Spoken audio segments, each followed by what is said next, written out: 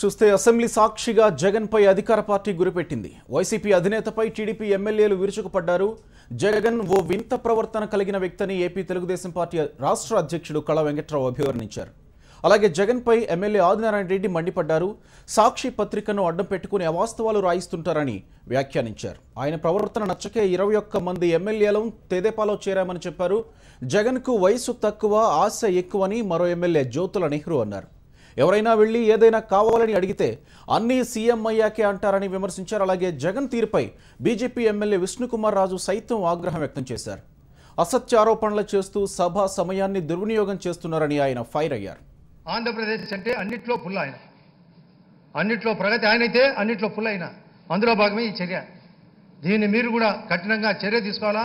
ఆయన కోరిన విధంగానే సీఎం గారు జ్యుడిషియల్ ఎంక్వైరీ ఆయన ఒప్పినా ఒప్పుకోకపోయినా జ్యుడిషియల్ ఎంక్వైరీ ప్రకటించి ఆయన యొక్క నోరు మూపించి ఈ సభ నుంచి బయటికి పంపించే ఏర్పాటు చేయాలని ముఖ్యంగా మా 21 మందిని టార్చర్ పెట్టాడు ఆయన.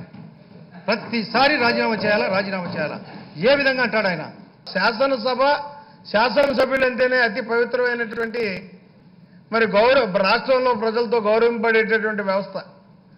ఆ వ్యవస్థలో సభ్యులుగా ఉన్నటువంటి సభ్యులతోటి ఒక శాసనసభ మరి కమిటీ వేసినప్పుడు న్యాయబద్ధంగానే నిష్పక్షపాతంగానే వ్యవహరించేటటువంటి పరిస్థితి ఉంటుంది.